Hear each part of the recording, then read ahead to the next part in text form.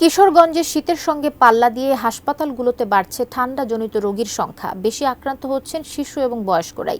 কিশোরগঞ্জের 250 শয্যা জেনারেল হাসপাতাল থেকে এই বিষয়ে আরও বিস্তারিত জানাতে যুক্ত হচ্ছেন প্রতিনিধি শফিক আদনান। শফিক আদনান, শীতকালে ঠান্ডাজনিত রোগী শিশু এবং বয়স্কদেরকে আমরা বেশি আক্রান্ত হতে দেখি। শীতের তীব্রতা কিন্তু আরও বাড়ছে, রোগীর সংখ্যা কি আরও বাড়ছে কিনা সেখানে ঘুরে কি দেখছেন জানাবেন। কবিতা, শীত বাড়ছে কিশোরগঞ্জেও।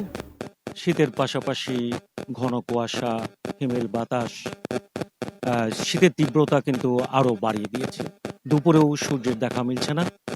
শীতের কারণে জনজীবনও কিন্তু অনেকটা স্থবির হয়ে পড়েছে। এই শীতের সাথে পাল্লা দিয়ে বাড়ছে ঠান্ডাজনিত অসুখ বিসুখ। অসুস্থ হয়ে হাসপাতালগুলোতে ভর্তি হচ্ছে শিশু ও বয়স্ক লোকেরা। বিশেষ করে ডায়রিয়ায়, আমাশা, নিউমোনিয়া শিশুরা বেশি আক্রান্ত হচ্ছে। বয়স্করা শ্বাসকষ্ট সহ নানা উপসর্গ নিয়ে হাসপাতালে আসছে। সর্দি তো আছেই এবং প্রতিদিনই কিন্তু রোগীর সংখ্যা বাড়ছে। আমি এখন রয়েছি কিশোরগঞ্জের 250 শয্যার জেনারেল হাসপাতালে। এখানে যে ডায়রিয়া ওয়ার্ডটি রয়েছে, এই ডায়রিয়া ওয়ার্ডে 22 জন রোগী এখন ভর্তি আছে। তাদের কিন্তু 90% শিশু। এখানে এই ওয়ার্ডে রোগী মানে শয্যার সংখ্যা 10টি, কিন্তু রোগী আছে 22 জন। তাই মানে বেশি রোগী থাকার কারণে এখানে গাদাগাদি হয়ে এখানে কিন্তু চিকিৎসা নিতে হচ্ছে রোগীদের।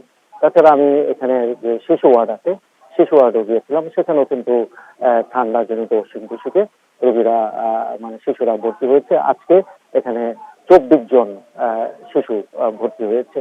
আমি শহরের শহীদ সৈয়দ নজরুল ইসলাম মেডিকেল কলেজ হাসপাতালের খোঁজ নিয়েছিলাম। সেই হাসপাতাল থেকে জানানো হয়েছে ওই হাসপাতালেও কিন্তু প্রতিদিন প্রায় 90 থেকে 100 জন ঠান্ডাজনিত অসুখ বিসুখ নিয়ে হাসপাতালে ভর্তি হচ্ছে। আর সিভিল সার্জন আমাকে জানিয়েছেন যে গত 24 ঘন্টায় কিশোরগঞ্জ জেলার যে হাসপাতালগুলো রয়েছে, সেই হাসপাতালগুলোতে সব মিলিয়ে প্রায় মানে 60 জন রোগী ভর্তি হয়েছে। সব মিলিয়ে কিন্তু প্রতিদিনই এই ঠান্ডাজনিত অসুখ বিসুখে রোগীর সংখ্যা বাড়ছে। হাসপাতাল কর্তৃপক্ষ আমাকে জানিয়েছেন যে রোগীদের জন্য যে ওষুধপত্র লাগে, যে স্যালাইন লাগে, সেগুলো কিন্তু ঘাটতি নেই, সেগুলো পর্যাপ্ত আছে এবং এগুলো কিন্তু রোগীদের সরবরাহ করা হচ্ছে।